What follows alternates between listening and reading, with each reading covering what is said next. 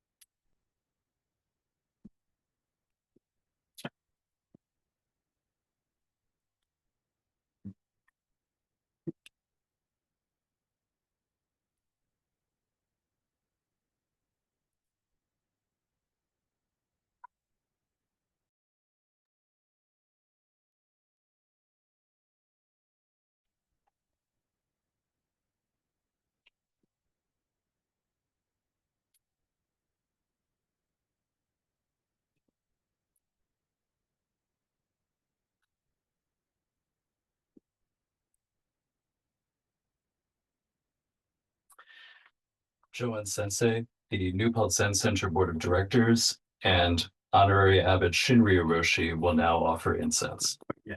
No? He will in 1 second, though, I promise.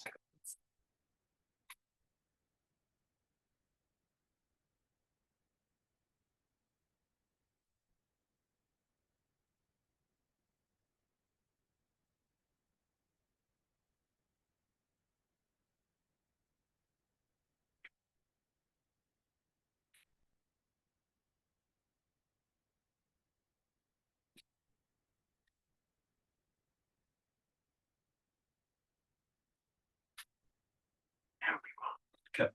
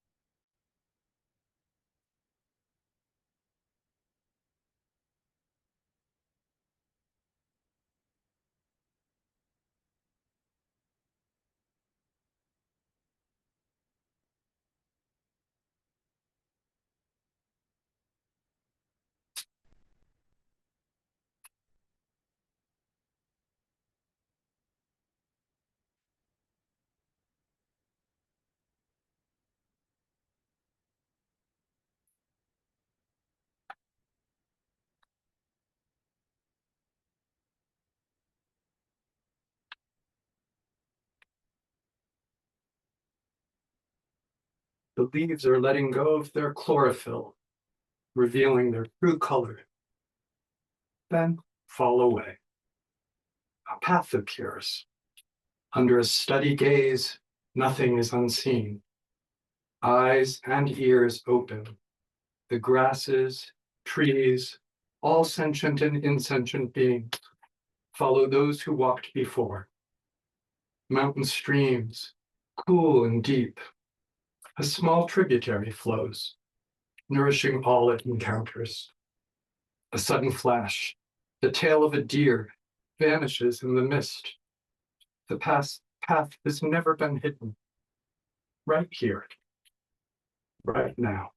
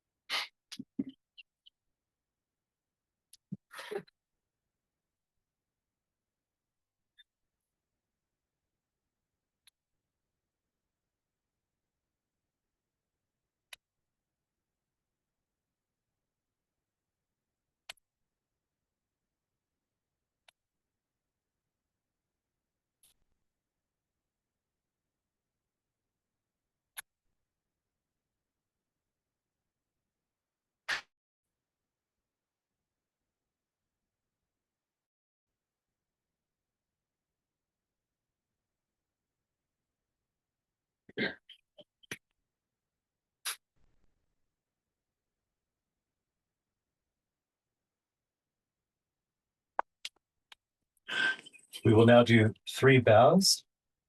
Do a standing bow if necessary for the space you're in.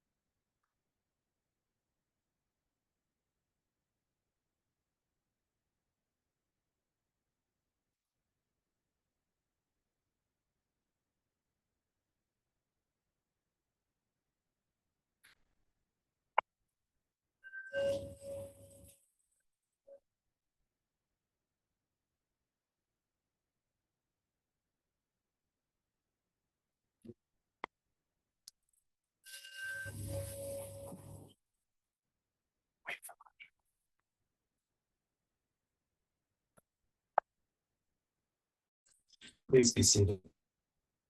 You can position yourself in a way that you're sort of facing over here.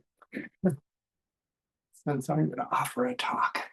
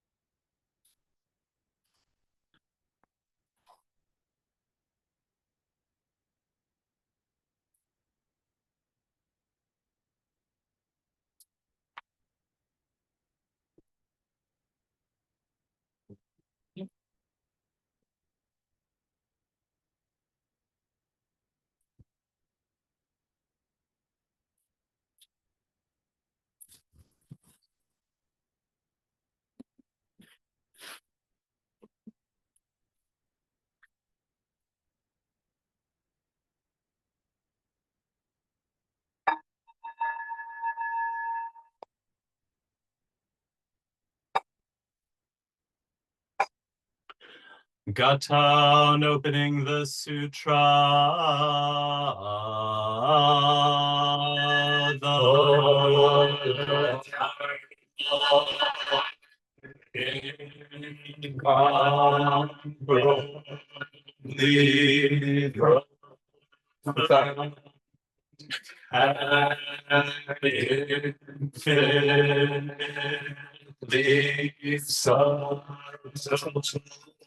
Is ready and counter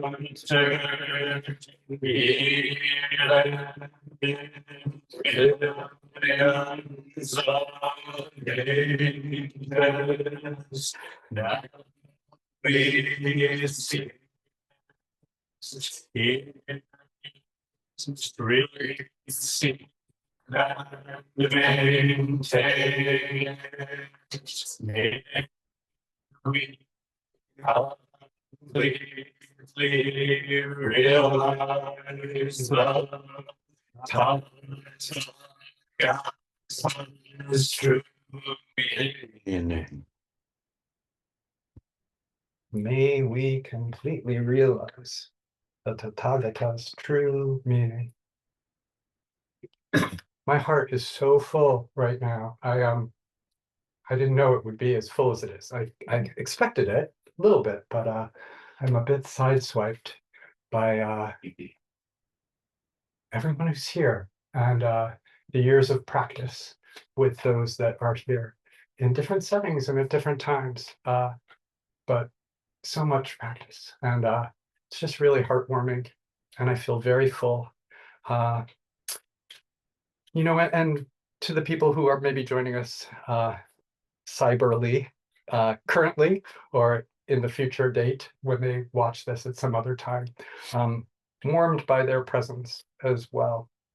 So at the beginning of the ceremony, we do a handful of bows, and if you're not familiar with our tradition, that might seem like, oh, I'm bowing to some image, some icon outside of myself, something separate from myself.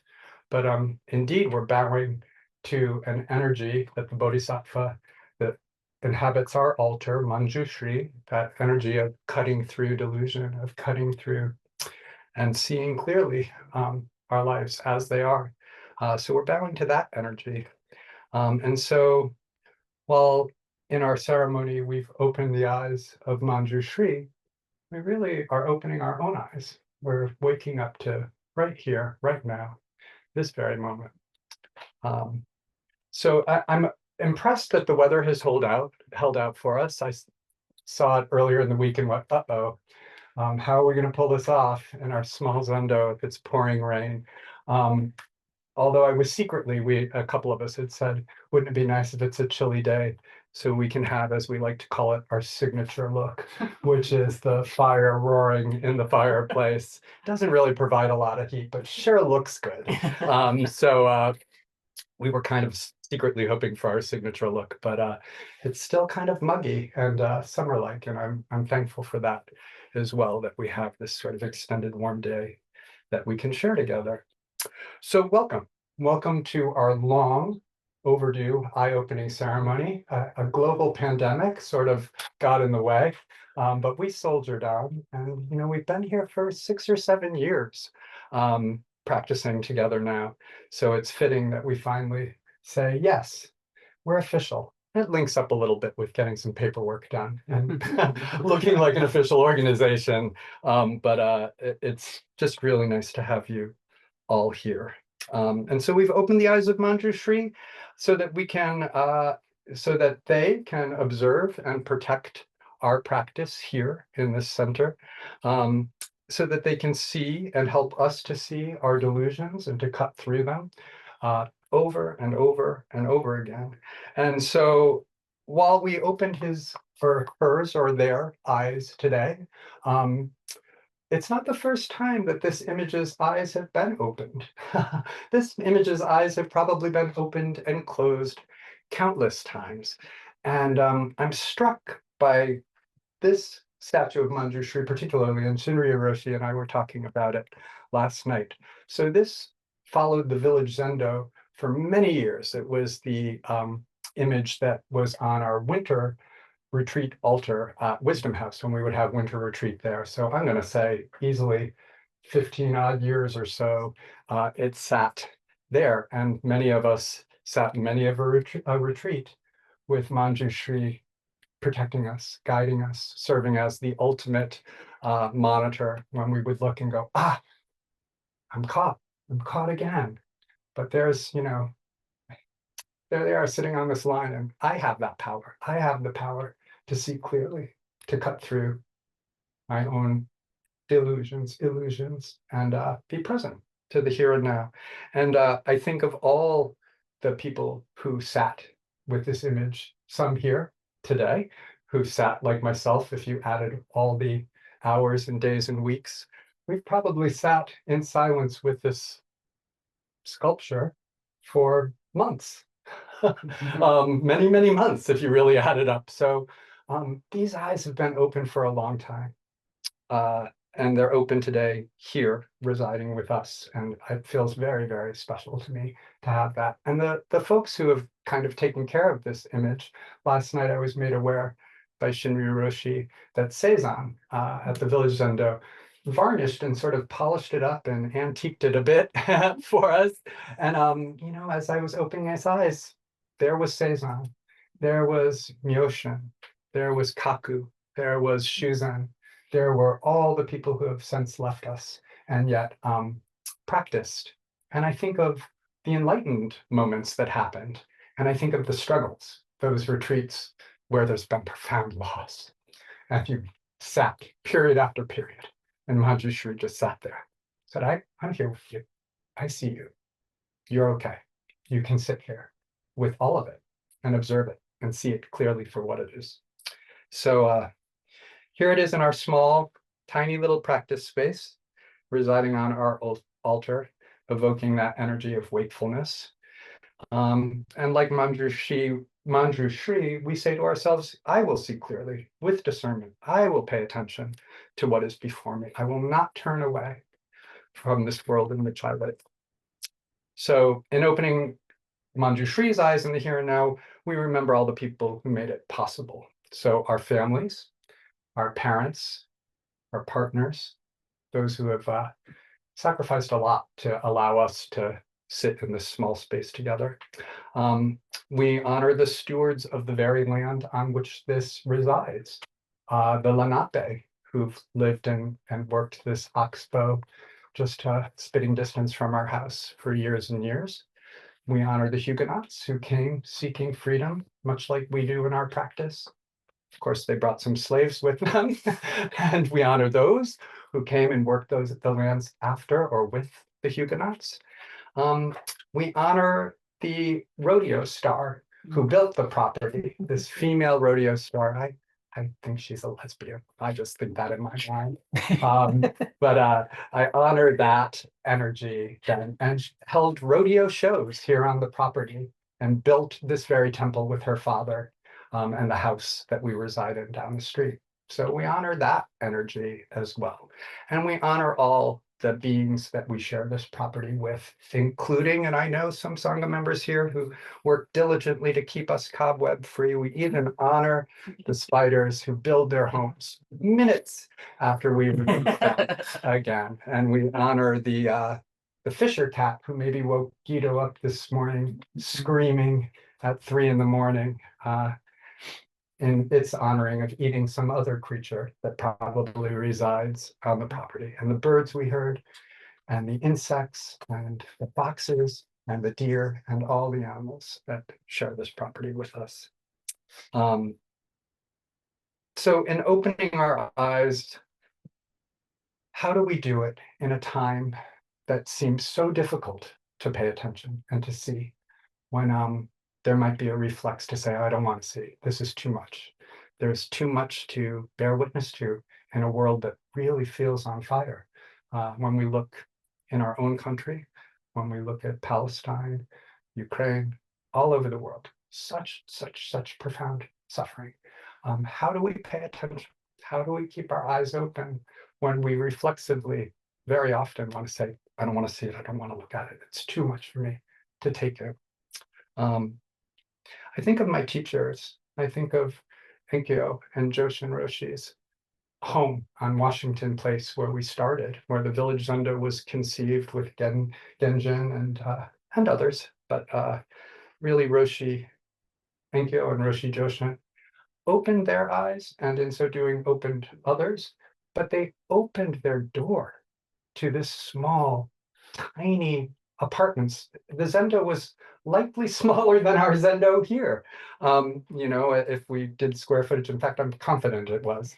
And yet it was like Vimalakirti's bedroom. You know, somehow there was room for everyone, no matter what. I remember after September 11th, when we had gathered there because we couldn't go to Varick Street and had a service, and we were all crammed in.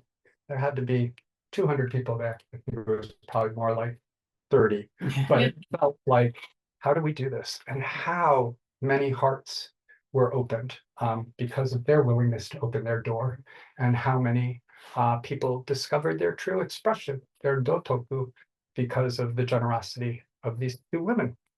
And so I hope in offering this space, we can do maybe a tenth of what Enkyo Roshi and Joshin Roshi have done by offering a space where others can come and have their eyes open or have the opportunity to see clearly.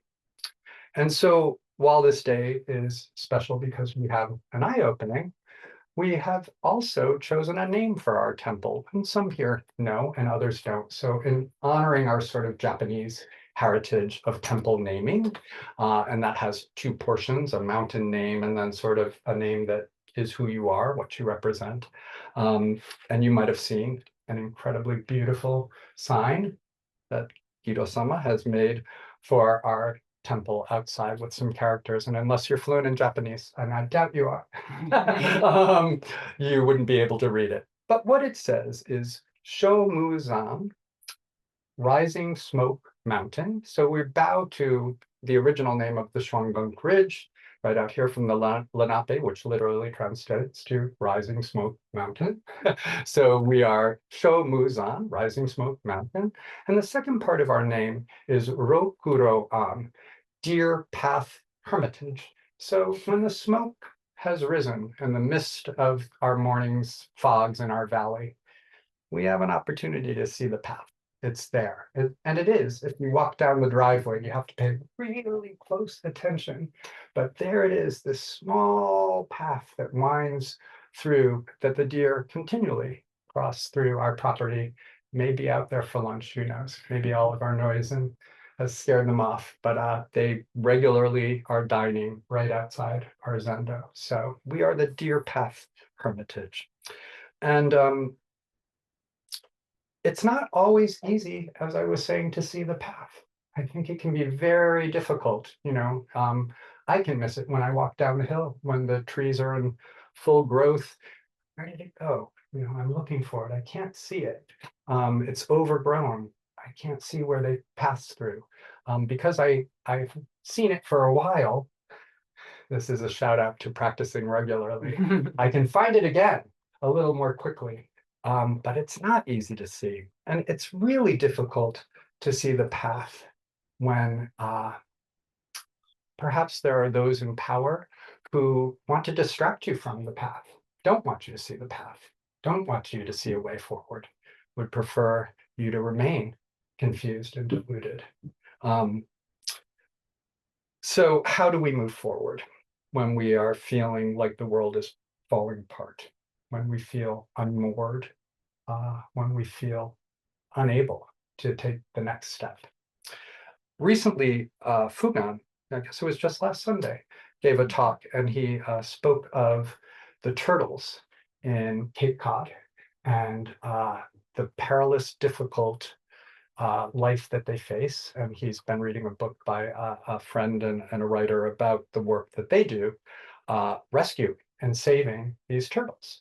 And the turtles have these generational paths. They've been traveling in their DNA. They know the pond is over there.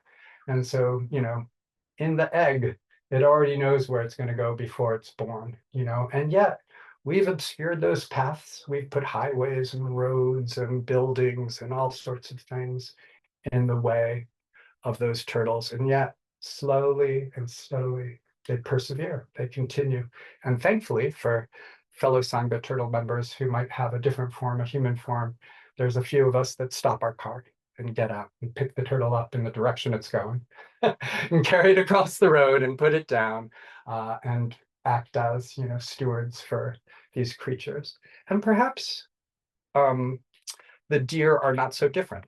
We might see them as quicker, faster, more reactive than a turtle, perhaps, but I think they're similar, and that they both have ancestral paths. We've known in the 7 years that we've lived in this property, seen, fawns born and come and go, and families grow, and the deer, that often I think sleep over here and back here, the family grow, and they're continuing to make it across 32, very perilous to cross that. And now there's new buildings that have come up. And so how do the deer get here? How will they find their way when there's so much obscuring their path? So, while the turtle may show us perseverance, I believe the deer shows us a responsiveness and a grace in their ability to move forward. They are always listening. Their ears are always cocked. Their eyes are more widespread so they can see, 360, a bit more than we do, I think. So can we be a bit like the deer and follow the path of the deer? In New York State, there's thought to be somewhere between 900,000 and 1 million deer. 60 to 70,000 of them are hit by cars every year. Then there's those that are hunted in the season. And that might be a good thing for the person that needs to fill their refrigerator and feed their family. Who knows? And for others, it might mean a wrecked vehicle, a smashed windshield, that horrible sensation of taking a life that you did not expect to take. And for my coworker, who was a state trooper for many, many, many, many years, he shared a large part of his job was euthanizing deer on the road. And I said, how was that? He said, I preferred arresting drug dealers and shooting at people who were doing bad things than taking a deer on the side of the road. And he's a big burly, nothing phases me guy. I gotta kill it, but at the same time, when you get him alone, that it was horrible. It was just a horrible thing to have to do,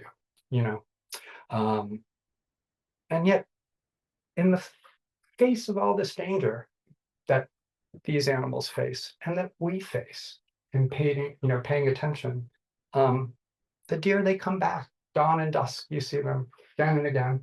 Every year, I think, oh no, I hear screeching tires on the street and go, please, please, please, please, but they cross and they're here on our property. And I hope they continue to be, and maybe we can take a page from their book. And I wonder sometimes if the reason they do so well is that they travel in herds. Or they travel in, what were the words? A wrangle of deer, or a parcel of deer. I was like, oh, those are beautiful. So, if we as a Sangha think of ourselves in maybe a little bit of a herd mentality, we'll take care of each other. More eyes, more ears paying attention than just our solemn self, and I think that's why they do better. One white tail flickers and jumps, the others follow suit and say, uh-oh, something's happening. And I think that's true for us as well. And in the Jakarta tales that we don't really talk about a lot in Zen, there's the old story of Lord Buddha taking the form of a deer in a sacrificial act, saying, I will put myself out. And it reminds us of our Bodhisattva vow to postpone our own enlightenment and take care of others first. So it's a beautiful story. I'm not going to share it in detail here, but it's a beautiful story. And then I think of Nara with the temple in Japan where the deer there, if you ever have a chance to visit, it's absolutely stunning. The deer are seen as deities, although I think they've been downgraded in Japan. I don't think they're still, but somebody made them not deities, I think, recently.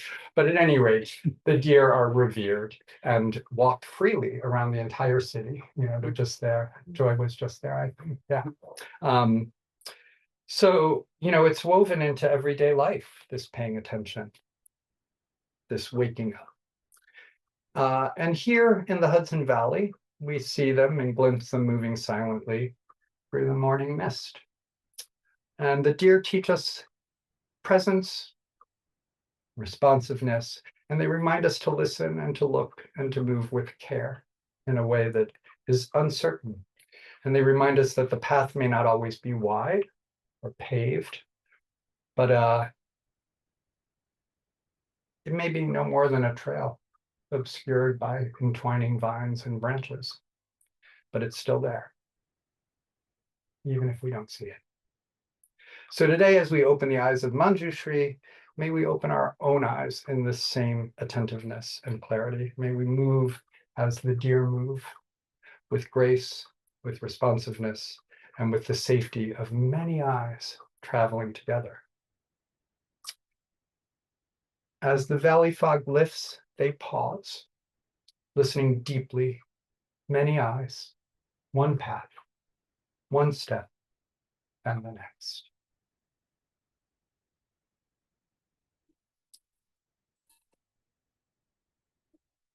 Sunset kings are numberless. I vow to save them.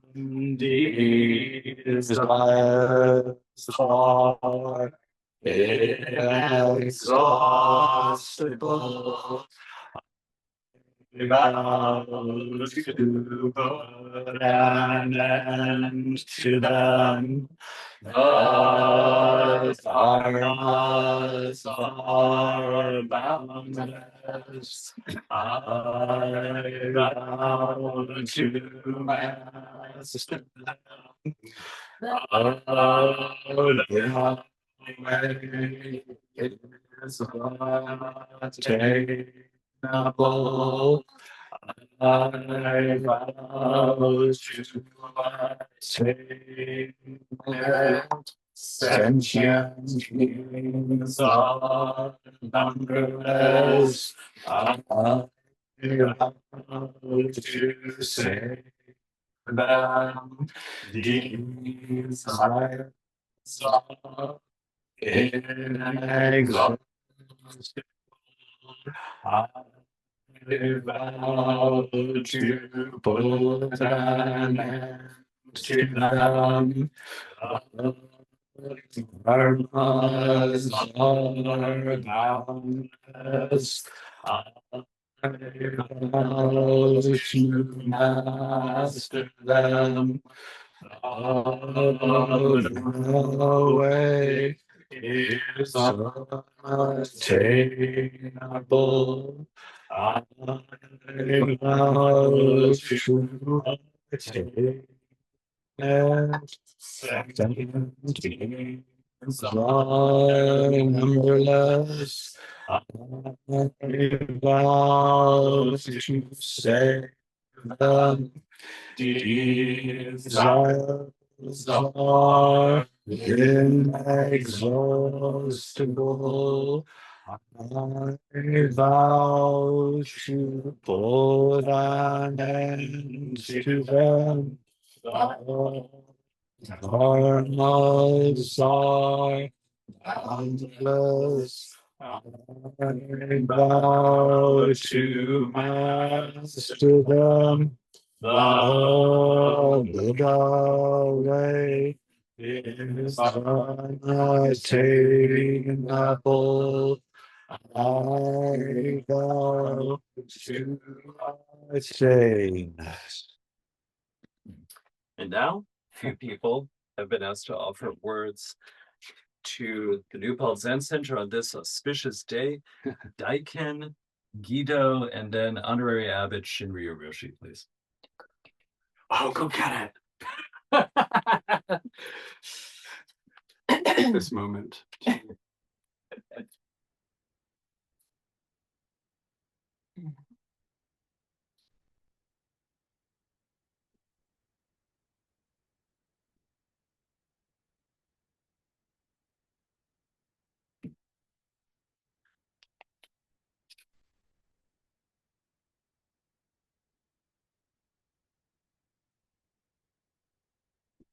Oh yeah, it's like that, isn't it?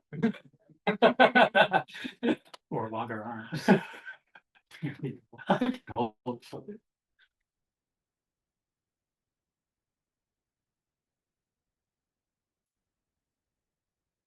Recovery.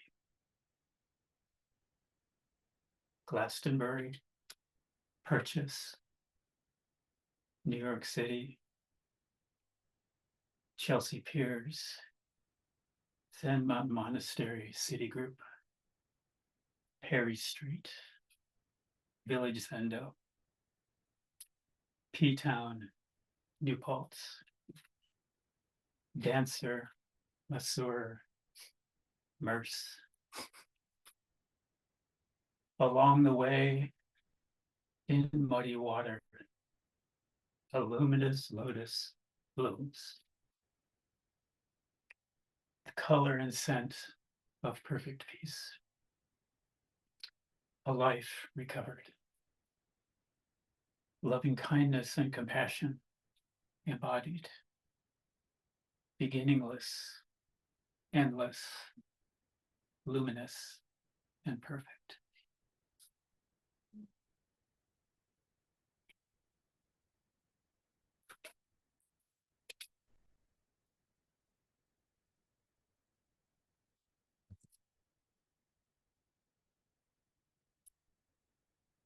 Isan Dorsey of the Hartford Street Zen Center often said, the path is always right beneath the feet. And Temple name takes it, looks to this actual deer trail that meanders across these grounds. And despite the fact that the deer have many challenges of the encroaching morass of human development, for thousands of years, these paths have been made by animals coursing through formidable wilderness, through forests of thicket, brambles, eventually arriving to a distant place of safety and rest. Over centuries, people discovered these and used these trails on their own journeys. Historians believe the Bowery in New York City started its existence as a deer path. I think about our own journey, ancestors and teachers, hermits and wanderers who left us this Dharma path. So skillfully and compassionately guides us to a place of greater openness and realization. Jack Kerouac once wrote, "The Dharma can't be lost. Nothing can get lost on the well-worn path."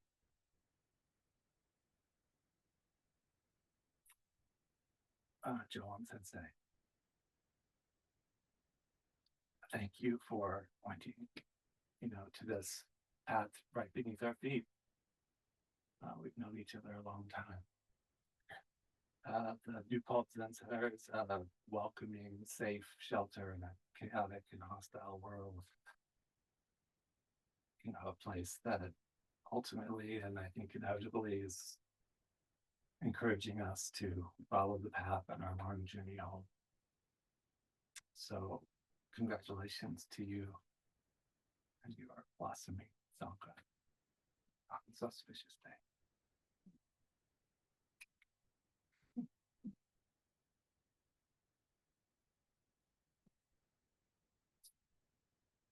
The trail leads deep into the mountain, an ancient path with many bends and no end in sight. The deer tread it gently with their eyes open, seeing about, their ears pricked up, listening closely, their nostrils pulsing, picking up the scent. When they go at night, they blend with the dark. In the daytime, they step into the dappled light. So, Joan, thank you for that inspiring talk. Thank you for the years of practice together, which have been a pleasure. You're very fortunate to have this space, and you're fortunate to have this beautiful community of sincere practitioners. And congratulations to the New Paltz. Yeah. So you're very fortunate to have Joan Sensei as your priest and teacher, and to have one another as spiritual friends. And this is a very happy day, auspicious day for the village Zendo. So let's all continue to practice together harmoniously, hopefully for many years. And let's all practice with our eyes open.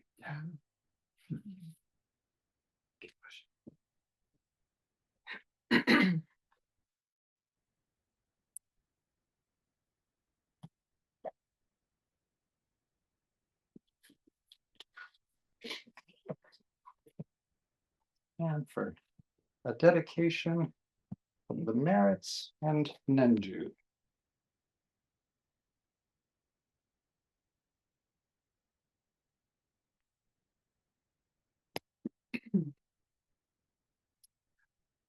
The pure Dharmakaya neither appears nor disappears. The vows of great compassion seem to come and go, obscured by mists of delusion. At this opening ceremony for our hall of service, we respectfully call together the community in offering flowers, candlelight, and incense. May we realize the oneness of pure Dharmakaya Shana Buddha complete Kaya Shana Buddha numerous Yamanakaya Shakyamuni Buddha future Maitreya Buddha all the Buddhas throughout space and time. Mahayana Samana Buddha Sutra Manjushri Bodhisattva Mahayana Samana Bodhisattva great compassionate Avalokiteshvara Bodhisattva all Bodhisattva